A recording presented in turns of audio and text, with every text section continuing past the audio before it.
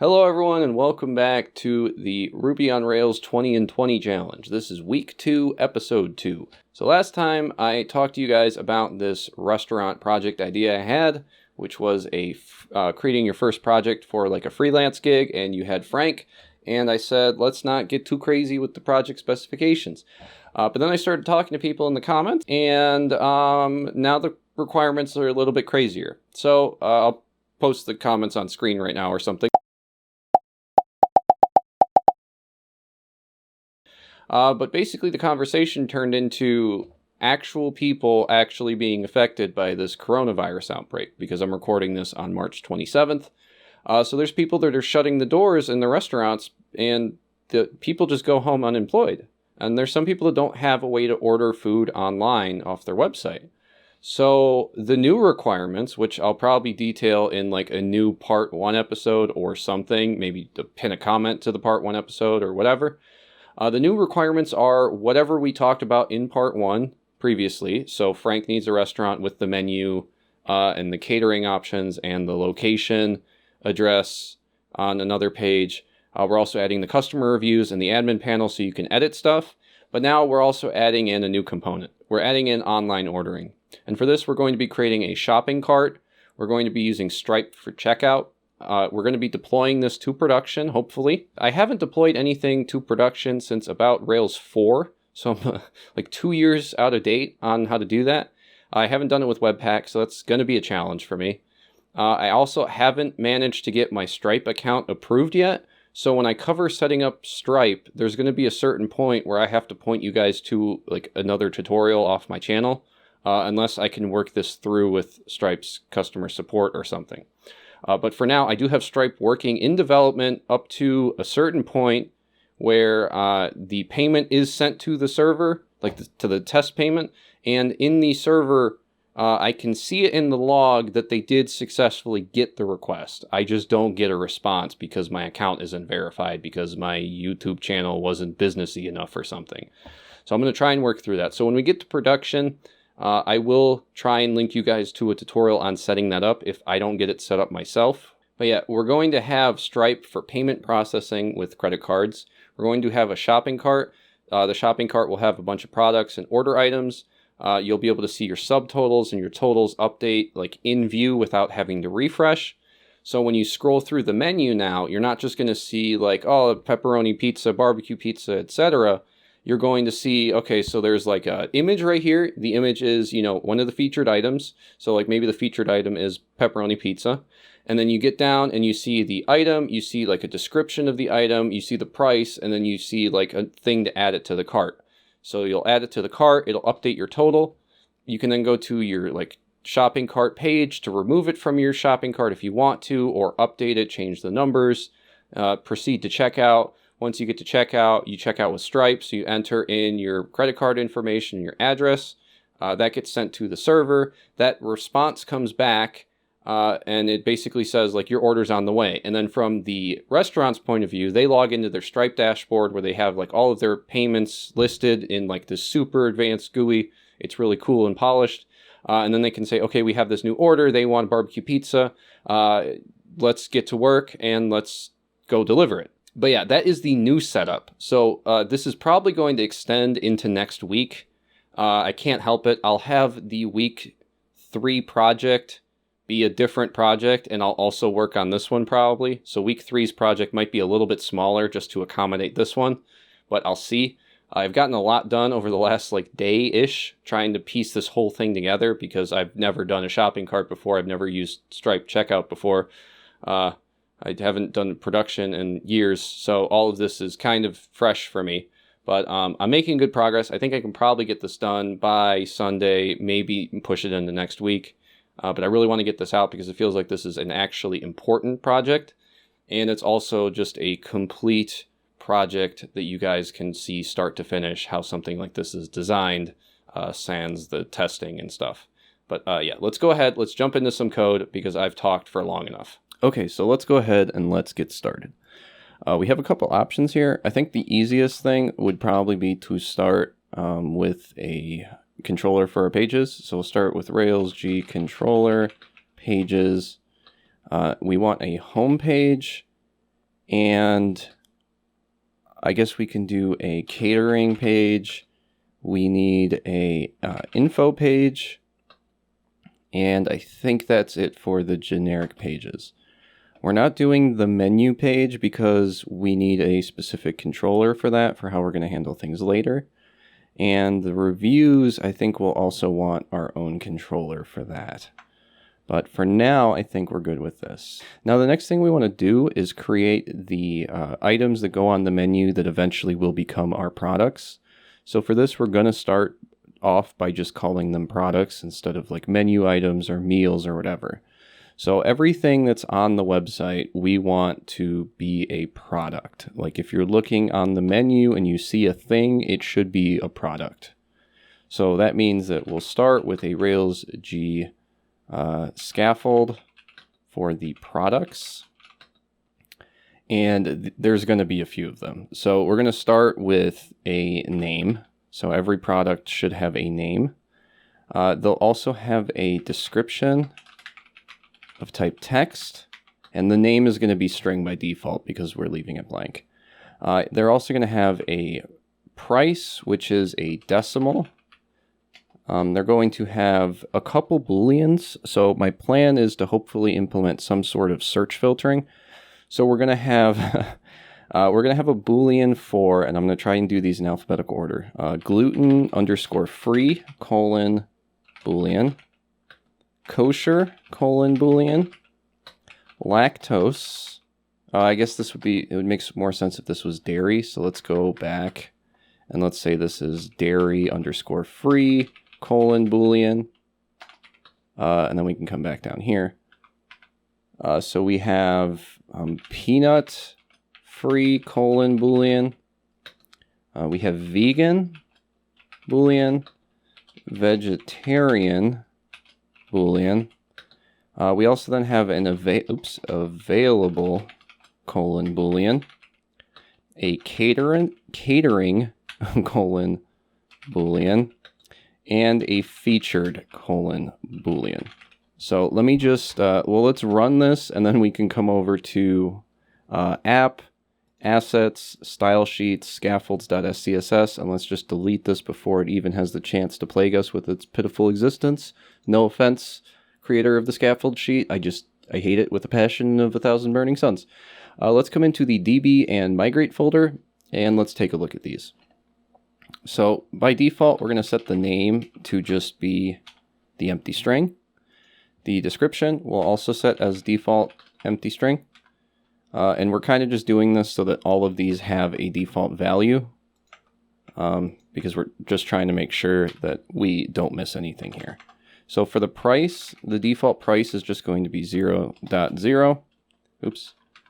Dairy-free by default is going to be false. Gluten-free by default is going to be false. Kosher by default will be false. Peanut free, you guessed it, false. You could also just be copying and pasting these. Vegan by default is going to be false. And there's no guarantee that Frank is going to use any of these, right? He might just leave them false straight down the line. But I'm mostly doing this to show you guys how you would set this up, since there was the discussion in the comments about like creating this for people that are actually struggling right now because of the coronavirus.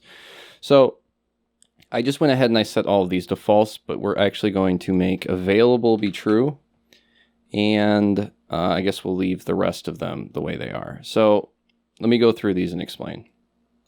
We're going to use the dairy-free through vegetarian as a way to like search the website. So maybe you have like the menu page, and then on the menu page you have a featured item, and then you have like your appetizers.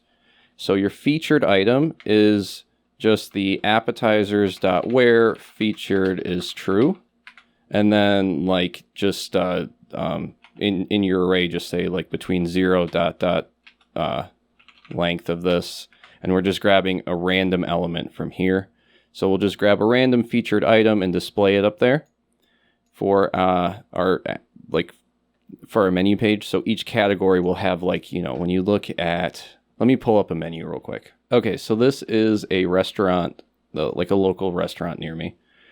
So when you scroll through some of these restaurants, they'll do something where, like, there's a category of food. So here it's pizza, and then there's like an image here for one of the pizza items. So this is the veggie pizza. Now, if you refresh this page, it stays as the veggie pizza. But for us, if we have like the veggie pizza and maybe the barbecue chicken and the super deluxe all set to featured, then it'll just take one of those three and put them in here. Or you could like do a Bootstrap 4 carousel. So if I come to the Bootstrap 4 page and components and carousel, just something where you can like slide through all of your featured items so the user can see that when they're looking at the restaurant. And then like you go down, then you have salads, and it's the same thing and it repeats, and then subs, etc. So we're just doing something like that by using this featured flag. So we're going to say, like, for products.where catering is true, we're going to grab all of those and we'll put those on the catering page. So it'll still be pulling from here. We won't have a way to order a catered item. Like, generally for catering, I think you have to call in. So but you could at least look at the website and say, okay, so for catering, you know, they have barbecue chicken pizza available.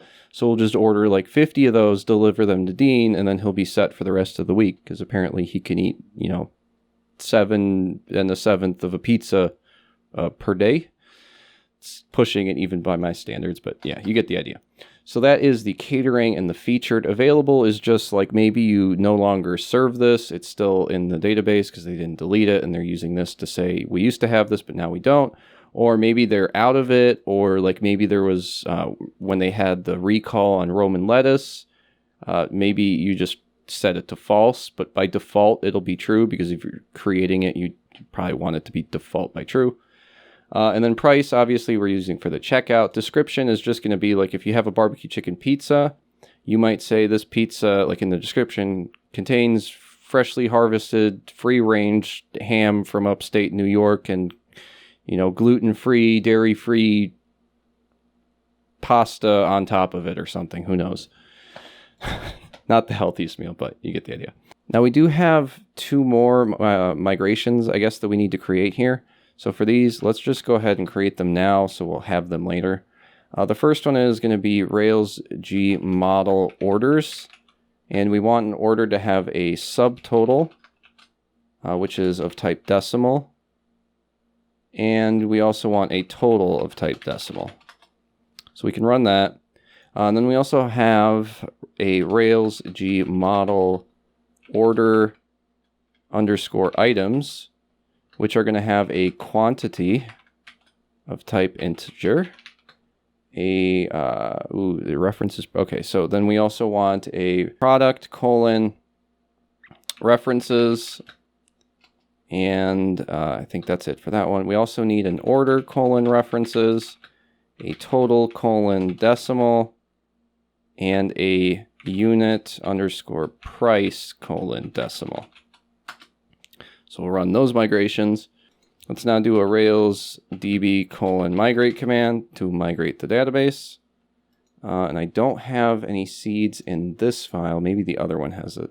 This is not the right one. But we can probably just, let's just open up migration and let's take a look.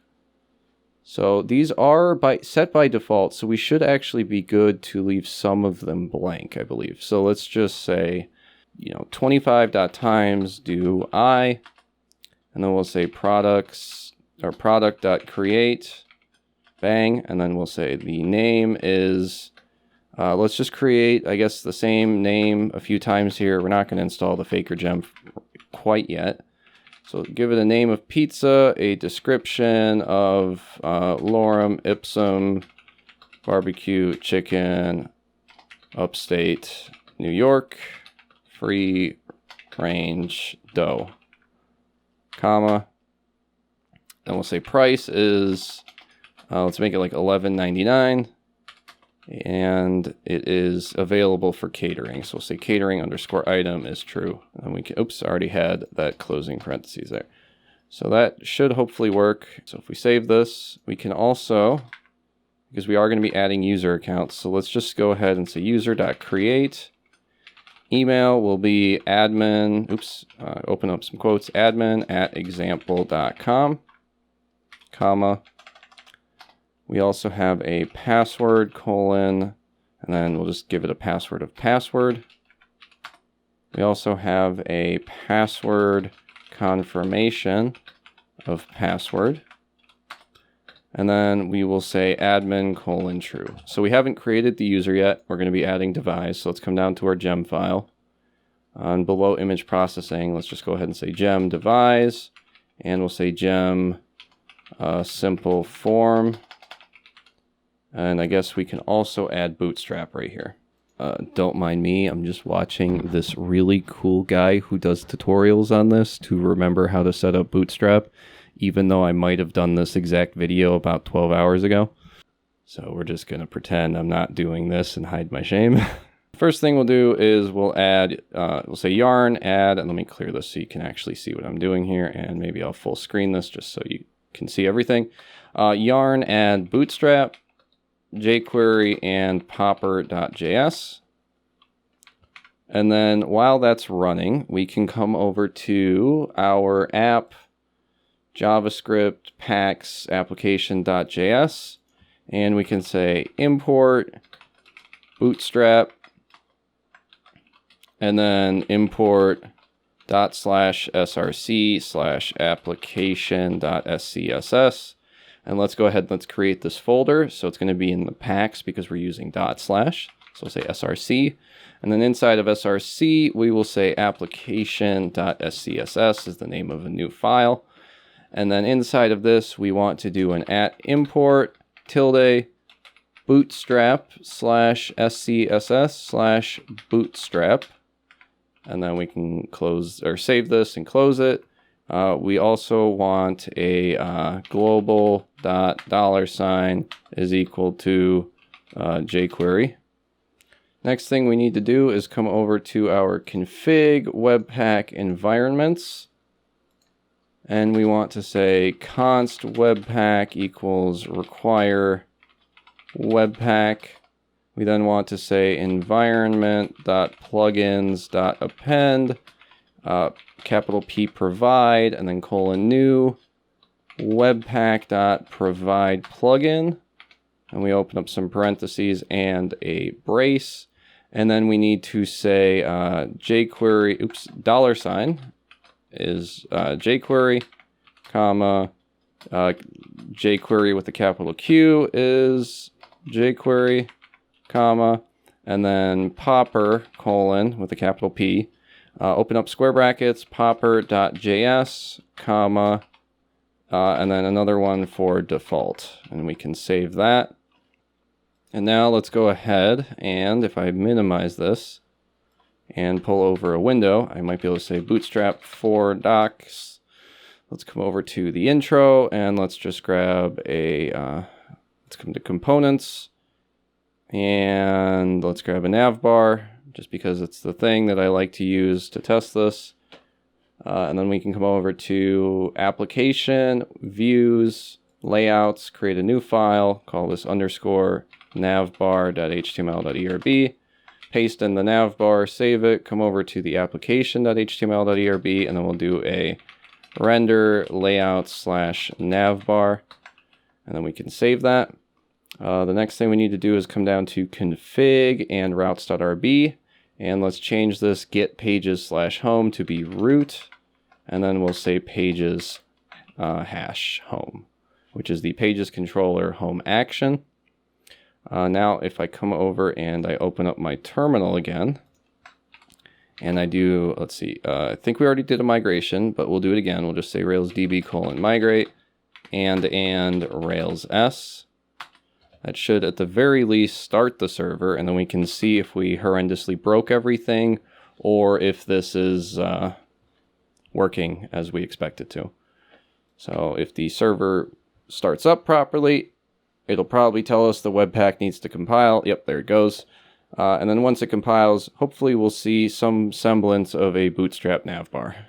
And we do have a Bootstrap navbar, which means we are set to go. So let's go ahead and let's get started with setting up Devise.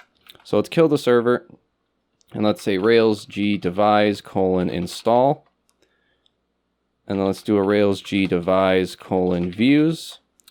And then let's do a Rails G Devise user. And let's give this a admin : boolean. Now let's come over to our DB folder.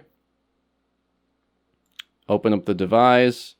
And let's come down to our, like the bottom of the main Devise loop. Oops, there we go. And what we want to do here is we want to say the Boolean, or the admin's fine, we'll just say default is false. And then we want to say t.string username default is default. And we're just doing this because at some point we will be adding in the Devise usernames. So let's go ahead and run a Rails db :migrate command to migrate the database here.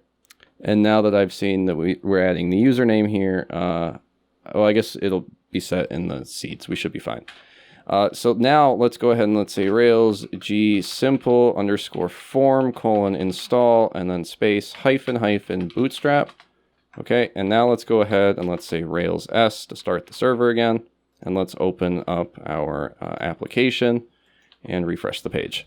Okay, so now if we come over here and we say /users/sign_up, we'll say dean at example.com, password of password. Okay, and we're signed in and we have simple form, so that's good. So now let's go ahead and let's close some of these things so we can actually get started. First thing we want to do is come up to, and let me close all of this. Let's come into app, views, layouts, application.html.erb. We are no longer using this navbar. So we'll get rid of the render, refresh the page, and then we'll also delete this navbar.html partial. The next thing we're going to do in here is set up our main pages. So for this, we're going to say, let's do a div with a class equal to, and then we'll say @page, and then -page. And this is just something we're going to use in a little bit. We'll also do a div with a class of row and a class of page -container. And if you're wondering how I'm doing this, Visual Studio Code comes with Emmet pre-installed. But if you come up to File, Preferences, Settings, and you search EMMET, and then you scroll down, you can trigger expansion on tab. And if you do that, when you type something like .example_class and you hit tab, it'll create a div with the class of example class. And if instead you use the hash or the pound or the number sign or whatever you want to call it, and you hit tab, it'll give it an ID instead. You can also expand this and give it like a ID and a class name or something. So that's how I'm going to be expanding stuff. So if you see me do that, it's just a force of habit. So that's kind of how I do it. I do have some tutorials. I'll link to them in cards about setting up Visual Studio Code the way that I have it set up. So let's go ahead and let's close off this second div. And then after we have this row page container, the next thing we want to do is say render layouts/links, which is a partial we haven't created yet. We then want to say, let's create a div with a class of column -8. And then in here, we'll just say, unless @page is equal to home, render layouts/title. And we'll say end. And then let's move the yield tag up here. And then outside of this, we'll do a column -2. And then we'll save this. And we'll refresh the page, and we'll get quite a few errors here that we have to deal with. So the first one we want to deal with is this title, right? So if we come over to our, we want to come into our layouts and create the title partial and the links partial. So let's come into layouts, new file, _ title.html.erb. and then we'll create a new file, underscore links.html.erb. The next thing we want to do is, I guess, create this title. So for this, we'll come into our title partial and we'll just say, give it a div with a class of title-card, a h1 with a class of title-text, and then inside of this, we'll just say Frank's Foods and save that. Next thing we want to do is come over to links, and then we'll do like a column 2. And for this, I guess we can do a h5, the class equal to link container. And we'll close this off. And then let's just do a link to the home page.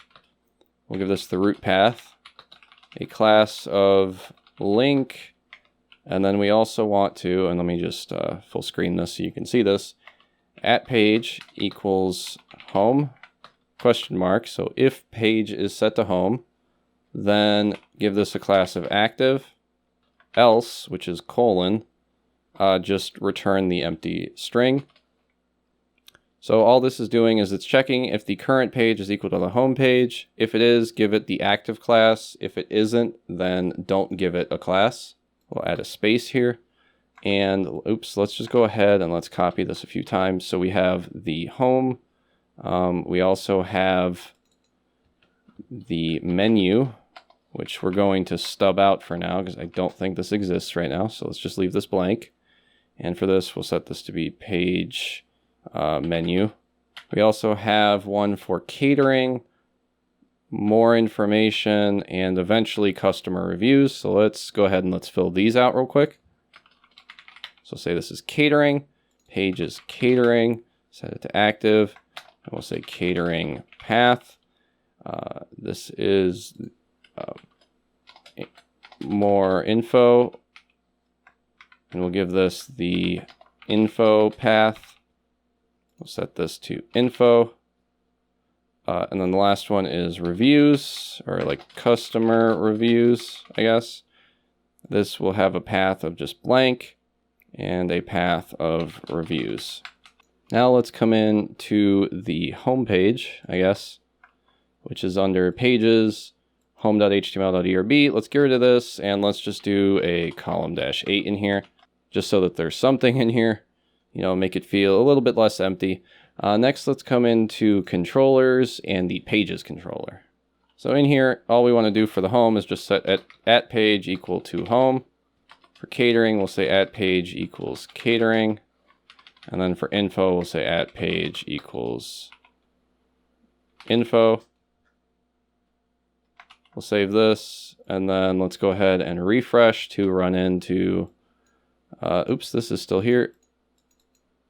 So let's come over to application.html.erb, and let's switch, we forgot to put render right here. I say we, you guys probably already noticed this. I just don't pay enough attention. So let's come back to our links. Now let's go back to our links.html.erb, and we have to fix some of these. So it says no route matches catering path. So let's come down to our config and our routes.rb. So there's no catering path. Why is that? Well, because it's saying get pages/catering. We want just get catering, comma, and then we'll say 2: pages catering. And we'll do the same thing here. We'll say 2, pages info, and then we'll switch this to just be info, and we'll save this. So now we have 5 links right here, but we also have clearly a scaffolds SCSS interfering. So let's go hunt it down and destroy it. Delete permanently from existence, never come back. Why do I still make applications without disabling you? Let's refresh. We now have the links. The menu won't take you anywhere. Catering will take you to the catering page. You can see Frank's Food is appearing over here. Customer reviews doesn't work, but more info takes you to the more info page, and we can come back to the home page. Okay, so this video is already 30 minutes long. I'm sure I'm going to edit that down quite considerably, but I am going to try and do these in much smaller chunks mainly for SEO purposes, but also so that it's easier to get from place to place. So if there is a spot where I can stop, I'm going to stop so that you can sort of like organize through these videos better, because a 2-hour long video is not really that helpful unless I include like all of the timestamps to everything I say. So this is going to do it for this one, and I will see you in the outro video clip. Okay, and that's going to do it for part 1. In part 2, we're going to sort of continue on with this idea of creating the pages for the restaurant application. I'm going to show you a quick Photoshop tutorial in the next part where I show you how I blur the background images that we're going to use to sort of make the background more interesting. In a real application, you would of course like get the pictures from the restaurant, or I guess if they want you to use sample assets, you could do that too. But yeah, we're going to have the Photoshop tutorial. It's going to be really quick, somewhere in the middle of the video probably. And then we're going to use those images to create the backgrounds for the pages and start fleshing out the rest of the application so that in part, that's going to be part 3. In part 4, we can create the shopping cart. And then in part 5, we can do Stripe and, you know, just keep this party train rolling. But I'll have those videos coming up very soon because I do have the code for those done already. So thank you for watching. If this helped, please upvote it. We want other people to see this if it helped. If it didn't help, then downvote it, because we don't want other people to see it then. We want the good tutorials on the front page, and we want the bad tutorials buried on the bottom so that other people aren't subjected to it. Because we've all seen it. You know, there's one topic you're searching for, you finally find a tutorial, and none of it works. It's just terrible. The guy doesn't explain anything. So if that's the case, then remember to downvote it. And if you want to support me, I have a Patreon, you can subscribe, etc., blah, blah, blah. Nobody cares. I will see you in the next video. Thank you so much for watching. Goodbye.